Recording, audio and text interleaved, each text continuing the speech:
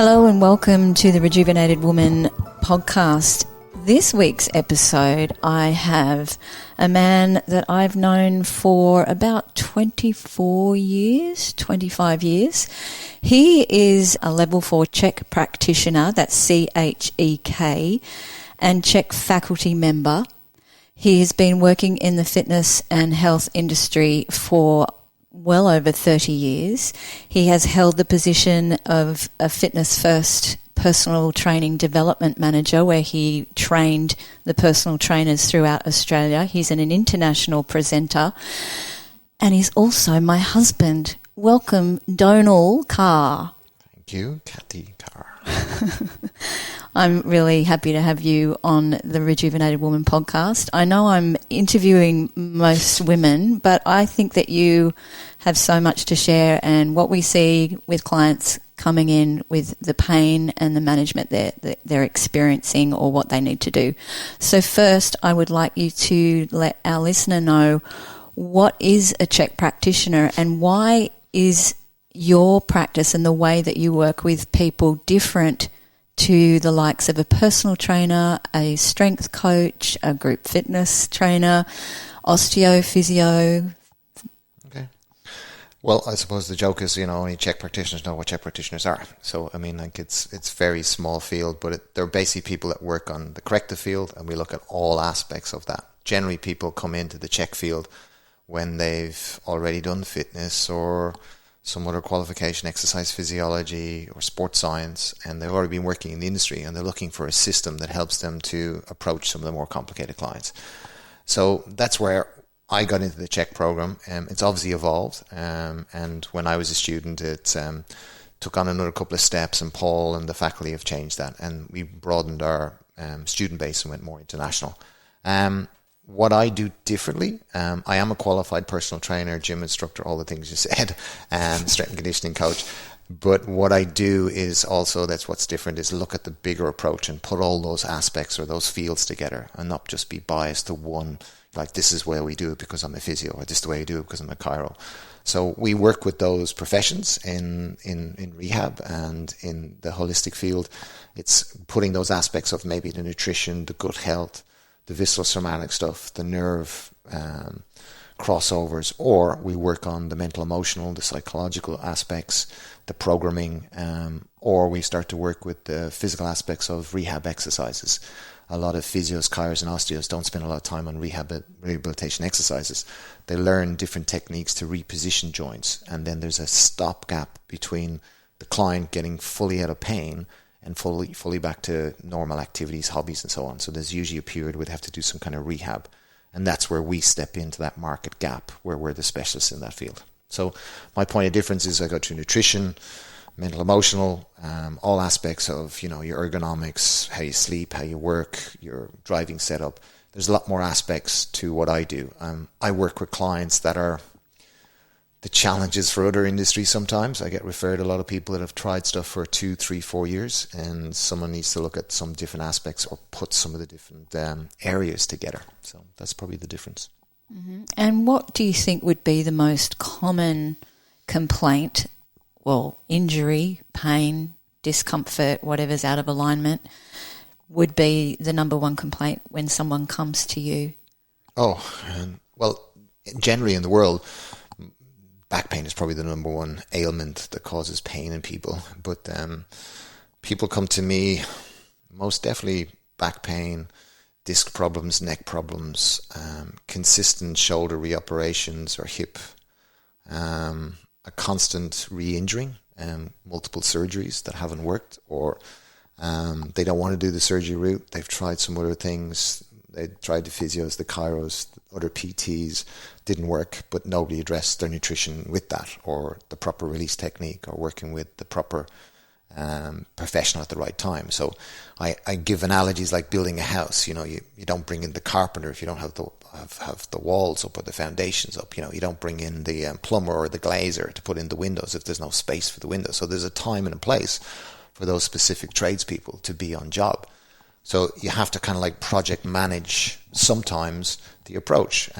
So that's where I think there's a big difference in pain in the back, hip joints, ischias, osises, a lot of referrals from gut inflammation, and then I work with probably about 60 to 70% female. So those clients, mostly hormonal imbalances, irregular menstrual cycles,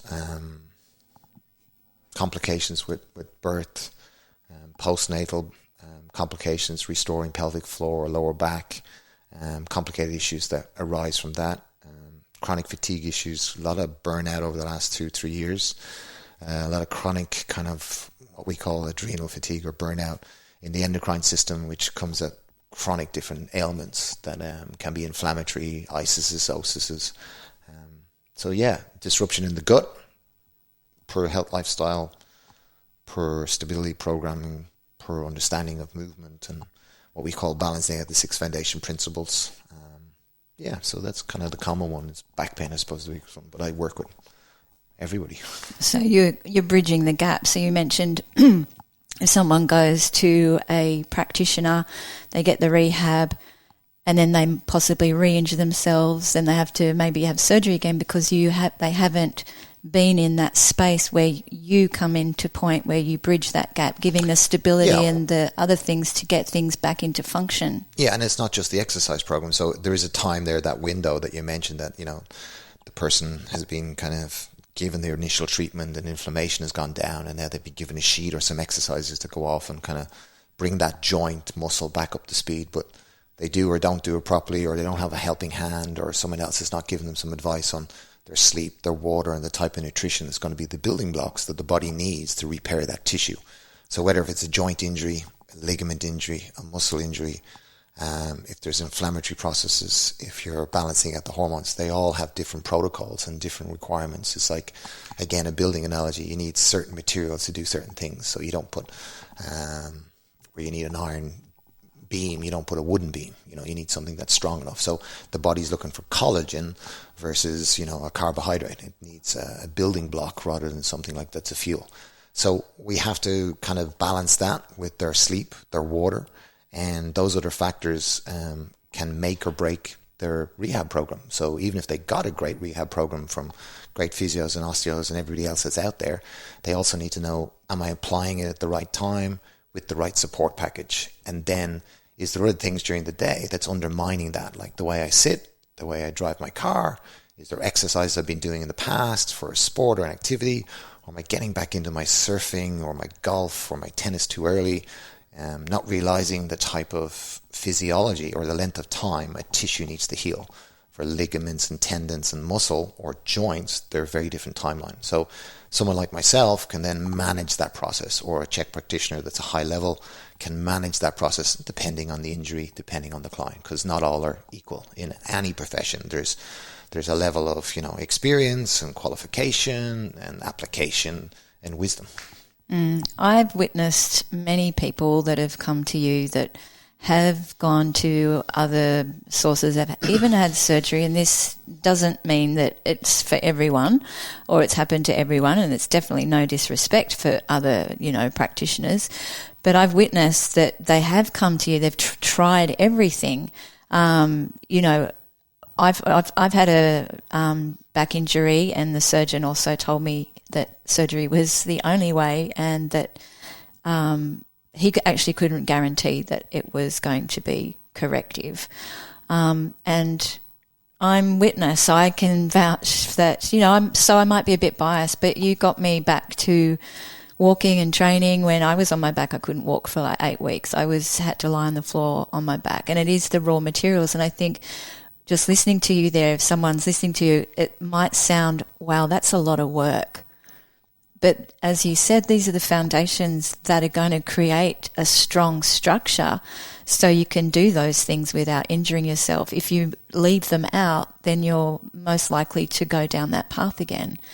Let's talk a little bit about back pain, because you said a lot of people come to you for back pain, and I know that you've said that there is a certain percentage of people walking around with an undiagnosed disc bulge. What would be the symptom of someone? I know there's so many different symptoms of back pain. Can you give us a little bit of explanation about that, and what is most common in women between the ages of, say, 35, 40 to 60, 55? I don't remember the exact stats, but I can tell you what I do remember from the World Congress of Back Pain. They say 9 in 10 people experience back pain at some stage in their life. Females are about 6 times more likely to experience more SI joint, which is the kind of foundation of where the back sits, and L5, S1. That first junction is the most prevalent area for females to get degenerative disc injuries and disc bulges and ligament strains, and it's correlated heavily to estrogen progesterone imbalances because most of the ligaments around there have estrogen receptors. So if that's off, they become looser, and that creates too much play or instability, which allows then the bone, the joint, to compress a nerve or cause damage in the disc. What else did you ask me? What sort of presentations would pain be? Okay. So mostly with those type of injuries, the most common injury, let's say for female, is the L5-S1. So the L5-S1 nerve runs down the outside of the leg, which is sometimes commonly mistaken as the sciatica. It's a SI joint if it goes down the back, but it can inflame the whole area. So there's ways to test to see which nerve it is. So you can do a dermatome test, you can do a muscle function test, we can do pinwheel tests, we can do skin stroke tests as well. So once we identify what branch dermatome the skin responds to the nerve that comes out from the spine, we can then either go look at an MRI, we could do some manual testing to see if there's palpitation. But these days we just look at the MRI or the X-ray and then design a protocol, because if a disc or a spine has an injury to the left, it's a different protocol than if it's to the right. If it's a bigger disc on one side or if it's on the opposite side, so if it's protruding more, it's a 3D shape, so it's not like cylindrical all the time. So it can have like deformities as such. So yours was 13 by 10 by something else. And that creates a different shape. It's not a perfect shape. So therefore, if I have to do some lateral gliding, bring in the central mass of the disc back to the center, and then do normal extension to re-centralize the discs. And if it's the wrong side, it's the wrong way, I could push the disc out the wrong way. So it's a different protocol. And then we also know when we have the muscle testing, there's a response that controls movement in the body. Okay, so that's the nerve going out to feed the muscles. And then there's a sensory nerve coming back in to feel what we're doing. So we can tell by the feeling or inactivity of activation which nerve. So therefore we have to tell if the compression's on the back of the spine or the front of the spine. And that again changed the protocol for exercise. So those type of nuances in corrective exercises is not really taught in the other fields, because that's not what they do. They don't work in that specialized rehab. And then as a strength and conditioning coach, I learned how to strength train, and as a personal trainer, I learned how to personal train, and then as a gym instructor, I learned how to do classes and so on. So you can bring a person through the full field of exercise. People don't have to be athletes to work with me just because I'm a strength and conditioning coach. And then also I work with high-end clients, low-end clients, people that are just in pain, people that need to, sell their car to work with me, or the people that, just travel from, international flight to get this job done. But it's mostly because we're looking at a more broader picture and then work from there with all the different variables we have. And on the other scale, you've worked with incredible athletes, Olympic athletes, on the female, skiers, tennis players, Olympic walker, the whole scale. Coming back to the kind of the pain stuff, I think I went off there in a little bit, but when you look at the pain, it can radiate out, or it can be localized. When people can put an area, an aspect to it, we know that it's not that severe yet, but when it diffuses out or travels up or refers out, if the pattern's been there for a while. So there's Pfluger's laws of neurological innovation and how the nervous system works, and what stages of pain and where the body is at. So we will use that to kind of identify the stage of pain that's been in the body for how long and what pattern the body's in. So that dictates the different response. Sometimes there's a pain that we call like a zinger or an electrical shock or a nerve compression, and that's a different type of pain versus a hard kind of throbbing pain or a poke or deep pain, and that's usually with an impingement in the spine and the spinal cord, a stenosis. So it's kind of hard to go through them all. There's quite a few. There's quite a few, but it's generally going to be Is it localized? Can you identify area aspect, redness, heat? We might go through some other kind of, what are the palliative things? What are the things that, like what time it comes on, that can tell us whether it's dehydrated, or maybe the electrolytes in the cell is worn out. There's not osmosis happening. They don't have proper minerals coming in. There's a whole bunch of stuff. So it's a comprehensive, multidisciplinary approach that you take. It's basic physiology that's wrapped in all that as well, though. So yeah. So I hear a lot of conversations about when we're in pain, what's the best treatment for it? Now, I know you've given us the comprehensive, and I'm totally on board with that, but there's a lot of this for that, cortisone. Let's talk about cortisone injections, because it is, when you're in pain, when you're in a lot of pain, it can destroy your life. It can kind of take over your world. And we want a quick fix. We want to get out of pain really quickly. So what's your thoughts on that? Do your homework. Be an adult. Get the information, put it on the table, look at the pros and cons.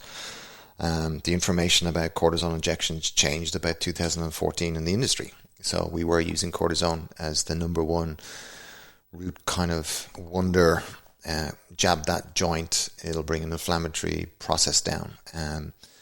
They've stopped using it on the bigger joints. I've heard numerous professors talk about how it doesn't have the same effect on the bigger joints. They're still using it on small fingers and toes and stuff like that, but they're not using it on some of the bigger joints. And you have to look a bit more internationally abroad and see what's happening in the world worldwide, not just what's happening here in Australia. So I know Sydney University, that was way back 2014, one of their professors was talking about how they've changed because the research was showing that, Panadol was just doing the same pain relief for back, but they were still using it for smaller joints.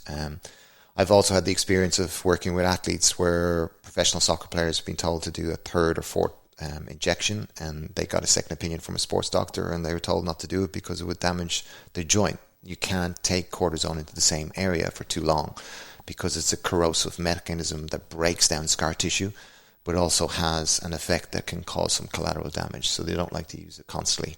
And it doesn't work for everybody. You'll see that the responses, it's a great response sometimes because it does have an effect. It's a tool. It's a great tool, but it just needs to be administered the right way and for the right thing. So as I said, do your homework. If we were having this conversation 2010, I'd say, yep, go for it. It's a bit of a 60-40 kind of mix. About 60% people get a response, about 40% don't. If you don't rehydrate the joint, if you don't reposition the joint, just trying to take away the pain mechanism. I mean, if your junction box at home trips and you keep on hitting the switch and it keeps on tripping, well, something's tripping it. You can stand there all day flicking the switch up and down. Right. You've got to find out what's tripping the switch. So you can inject.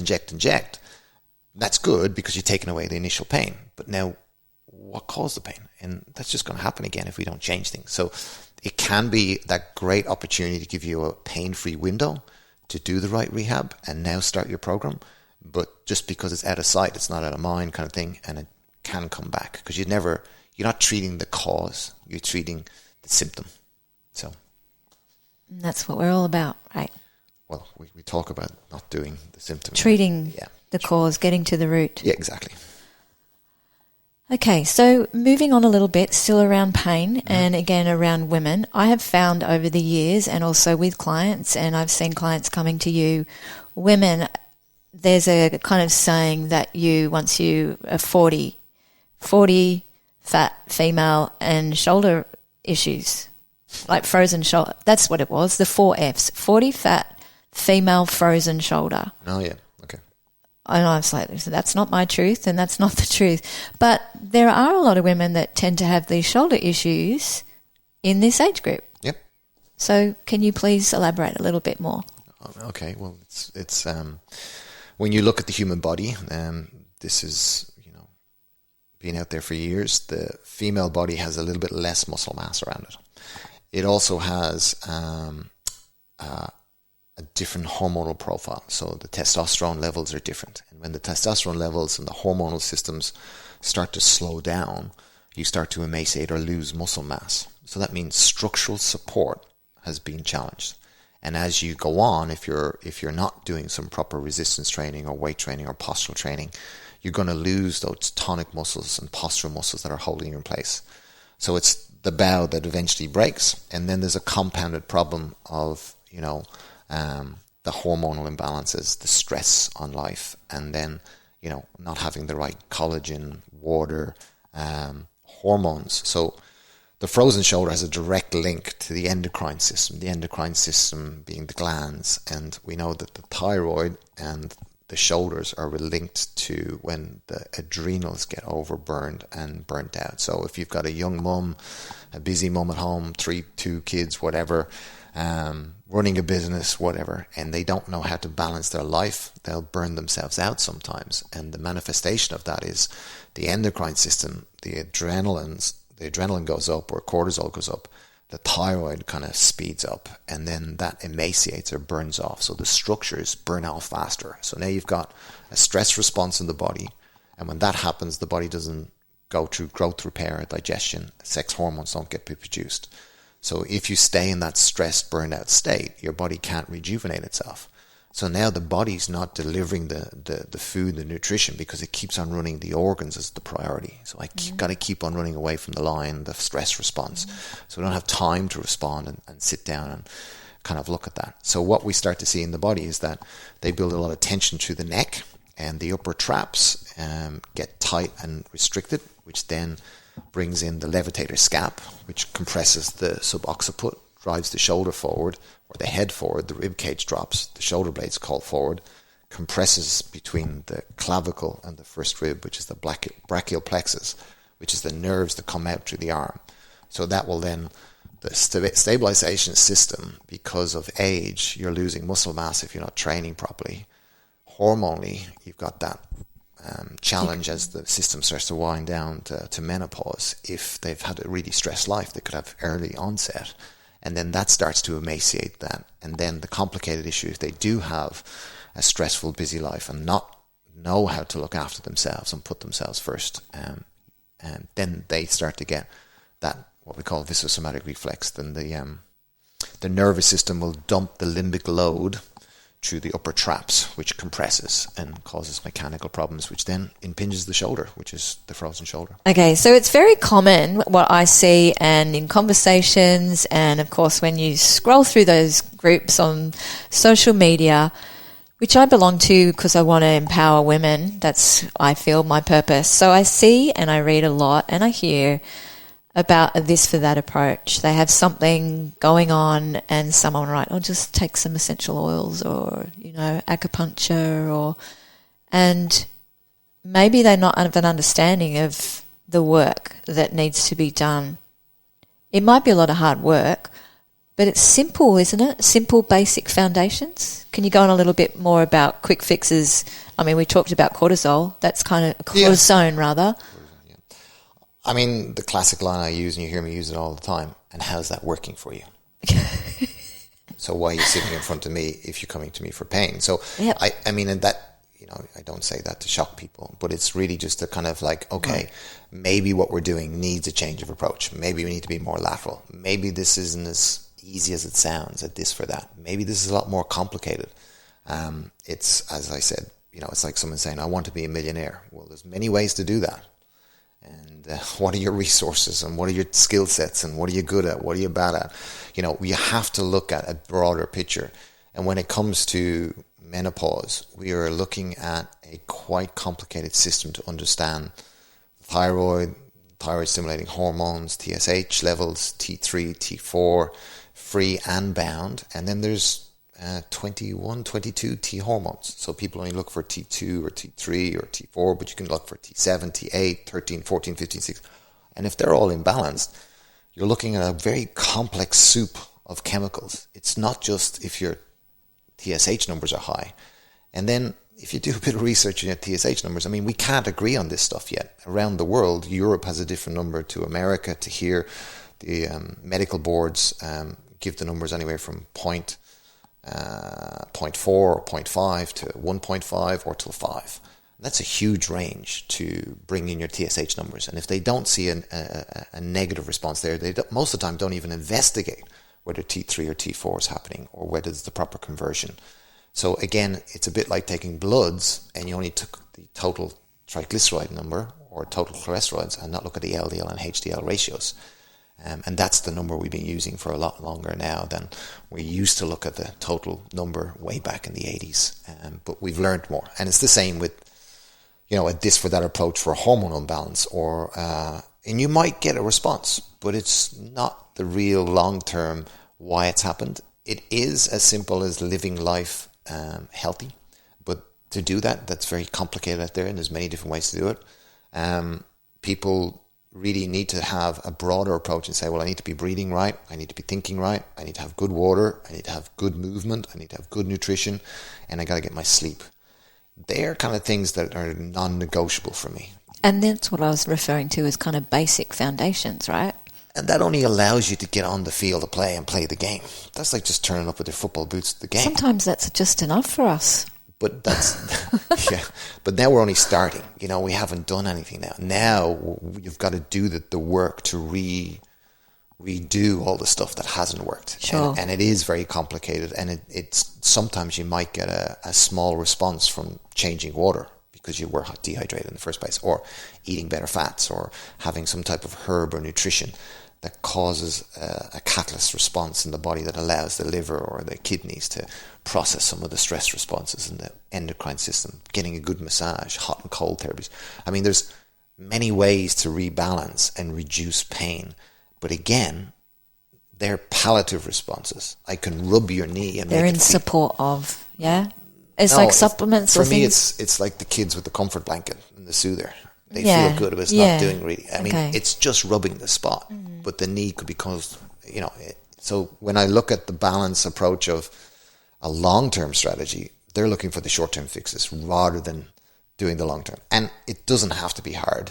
It's very hard to climb Everest if you don't have a guide, but it's much easier if you've got a guide. But you have to understand you're going to climb the mountain. I'm not going to carry you up Everest and your bags and everything else. And you've got to do some training before you turn up for that event. 100%. So you got to get some basic things in order. And that's what we have to do first. We have to reset a lot of people. And it's kind of like the first week or two, it's the no workout week. It's learning how to balance these new structures. Are we able to take change in our life? Are we willing? And can we fit it in? Where is this going to fit in our life? We've already got busy lives, right? Everybody's got to change maybe their value systems, priority systems. I before we, before all. That's a normal game changer for most people. So once they learn to do that, and the pain and the this for that approach. What have you seen from people taking that approach? It just doesn't work over long term. A headache is not an anodine deficiency, we say all the time, right? So it's to do with dehydration, compression, chemical imbalances, and certainly the painkiller masks the pain. The pain response is still happening in the body. It doesn't stop the pain signals happening. Yep. So, we mask the pain receptors. So great, but then what are we doing? Are we still carrying on like we were doing before that was giving us the pain, and now we can't feel it? And are we causing more problems? Or are we using that pain to sleep, the painkiller to sleep, to rejuvenate and heal? And that's probably a better way to do it. Did we take something to line the stomach, because all painkillers have a gastric response in the gut? Anybody who's on long-term medication, we always have to work with their gut support and counteract some of their medications, and even they're on medications for some of the side effects for a lot of medications cause upset tummies and inflammation. So is it safe to say any pain in the body is, well, mostly an inflammatory response in the gut? There's a lot of information or talk about that? Yeah, that started about 2010.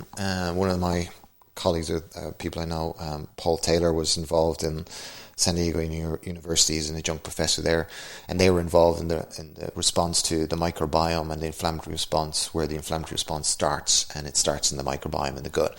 But it can be started from a stress, a mental, emotional. So we're looking at the mechanism there. So that's not really like the root cause to that. There's the psychology behind that. Breathing can cause that. Other issues can cause that. Even nerve compressions in the neck can cause the vagus nerve to downregulate, which produces the microbiome. So therefore you have a leaky gut. So it's not a leaky gut, it's the vagus nerve being compressed. So you go on a whole gut cleanse and everything else, but it's actually the nerve compression stopping that mechanism working. And then when you turn back on the vagus nerve, You don't have to go through all those protocols. It was just the system was turned down. It's like the furnace in the house was turned off and you keep on turning on the rads, but nothing's happening. Someone's got to start the furnace again. It doesn't matter if you keep on changing out the rads or the heater system or whatever. So, it's very important to understand the systems of the body and how they're interlinked. And that's what took me 20 years to learn. Yeah, so it's for our listener out there who may be suffering pain at the moment. So just to recap, do your research, maybe go back to question when or how the pain came about, perhaps. Maybe kind of going back, was it injury? Did I have a late night or did I pull out the weeds the wrong way? Gardening, I know that's happened to me a lot of the time. Cleaning does a lot of clients come in, they do something like cleaning blinds or painting or helping out in the garden And then I hurt my back all of a sudden. Isn't that a common kind of statement? Sure. It's all of a sudden. And it's kind of like a lot of people don't understand the way they're moving. I mean, that's what I'm hired to do as a biomechanical specialist. I go in and look and analyze athletes or people and how they move around. And it's fascinating. Yeah, well, I'm fascinated by it. I'm a bit geeky like that. But, you really have to understand how muscles, slings, or the fascial lines, the joints, inertia, the mechanics, where the kinetic energy goes through the joint or gets locked in the joint. And then you kind of put your other map over the other structures and where the ligaments are and where the fascia is that goes to the nerves or the vascular system, what organs innervate that. And then you can go even the higher level of that is understanding where the energy systems work in the system. And then that aligns back to the main theory psychologically where there could be blocks and scar tissues and post-injuries. So, yeah, it's fascinating to work through all those. So you're really, really investigating the individual in front of you. Yes, it's not just about reacting to the root cause of the pain. We have a saying, you always look above and below where the pain is, not focus on just the pain. That would be like the knee, right? Yeah, so that's a very classic one. And also the shoulder. So I'd always look at, is there something driving it from the neck or from the hips or somewhere else? So in summary, if our listener is suffering from any pain, have a look at the cause, investigate what you may or may not have done the day before, or did you get any sleep? How was your sleep? How's your hydration? These are the simple, little things that they can look at. But if they've gone somewhere or they've done an exercise and the pain is lingering for what kind of certain time, I mean, that's going to be different to everyone, and also the type of pain, they should seek a consultation with you, even just a chat. Because you can't help everyone, right? No, I can't help everyone. We like to think that we can help everyone. No, I can't. So, I mean, you're using some terms and language there that would confuse me because of my knowledge base. So there was a question there about pain after exercise. And this reminds me when I used to be a technical editor for Fitness First magazines and stuff. And people would ask me, how long should I stay stiffer after a workout? Yes. Is that normal? And it depends on what you did and your training experience and how hard you worked and how hydrated your body was and how much nutrition and what age you are and what your genetics is like. And so, there's some factors there. So DOMS, delayed onset muscle soreness, the stiffness we get from breaking down the tissue after working out, is very different to an achy, burning pain in ligaments, joints, and deep inside the body, or a throbbing pain, or a sharp burning pain, or a stabbing pain, or pins and needles. But if it's a press the soft tissue and it feels bruised and achy when you compress it or line it, that's just DOMS, delayed onset muscle soreness, where the tissue is broken down and the body is rejuvenating that tissue, and there's a bit of, inflammation there. So pain is different. And if you have pain after, you can put your finger on that you were doing something the day before that provoked it. You can say that, I was dehydrated or ate some food in a cafe or something, or that didn't feel right after an hour or two, and now I've got some issues. That's relevant because when there's inflammation in the stomach and you eat something, it can actually shut down the muscles that stabilize the lower back. And most people don't make the correlation to the food or the time of the day, or don't even know the transit time for certain foods. So if you eat something like meat, it could take 4 hours through transit through your stomach. we have some fruit or some other vegetable, it may only take 40 minutes to an hour or two. So there's a different kind of timeline. So when we look at the pain chart of a client, we want to map that over their nutritional diary and see if there's any correlations to those habits. Other things that we would look at is what brings onset. So what type of movement. So if they flex forward and they bring that movement on, we know that if you do 10 of those flexions and it causes pain, that most probably a disc injury, or there's other ways to test. Definitely going to the right type of person, a chiropractor, an osteo, someone that actually checks and works on the spine. A lot of GPs are great at general practitioner stuff, but they're not specialized in the back. And they'll refer you on to someone like an exercise phys or someone that studies the spine, for 5 years, a chiro or an osteo. Other than that, there's the pain aspects of if they're not recovering properly, so sleep and stress. So if people are getting like 5 hours sleep or 6 hours sleep or interrupted sleep, we need to get that 8 hours sleep. And especially if you're working out or have a physical job like a labourer or a tradesperson, you need to have at least that 4 hours of physical repair and 4 hours of mental repair. Any female labourers out there? No, there could be. There is lots of mechanics. Of course. I know. But doing active jobs, Mel, like training horses, and other people I know that are active females. Yeah, sure. So you're talking about referral of pain, and if there's that inflammation, you can shut down the response in the back. So that's menstruation. Yeah. So again, like we use it with my clients as kind of like a report card for how the week, the month has gone. Like what were the stressors, what accumulated, and then you get symptoms. As the more symptoms you get, the more work we have to do next month to see if we can reduce the symptoms, because those imbalances are reflected in disruptions in the system, which come as symptoms: heat, pain, soreness, inflammation, those kind of things. So is it right to say that if you have back pain, we said that your core isn't going to be functioning? If there's an inflammatory response in the gut that can cause the back pain, are we able to effectively work our core at that point? No, not when there's inflammation in the gut. Because we need a strong core for a strong back, right? Well, you need a strong core to move, to stand up. Thank you. But what is the core? Okay, now we have to classify what that is. Okay, we've got time. No, we don't. So to name the 91 muscles that cross over the hip, for example, we'd be here for a while. So they're all part of the core. It's not just the rectus abdominis or the obliques or the transverse abdominis that everybody talks about. It's all the pelvic floor muscles. It's the diaphragm. It's the whole unit. And then in the medical model, they talk about the core as the erector sphenoid muscles and the muscles around the spinal cord. So it depends which profession and industry you're talking to. And you use the word core, it means very different to a Pilates instructor, to a rehab specialist, or a doctor or surgeon. Awesome. I don't think I actually knew that one. All the other stuff I've heard zillions of times, and I so appreciate you coming on today. I have one more question that I just want to I'm sorry. Yeah, I'm shutting him up already. The one point was like... Because he can go on. You will get core dysfunction from many different things, and if that's dysfunctional, that will contribute to the stabilization of the spine, but not always is the back pain due to the stabilization of the spine.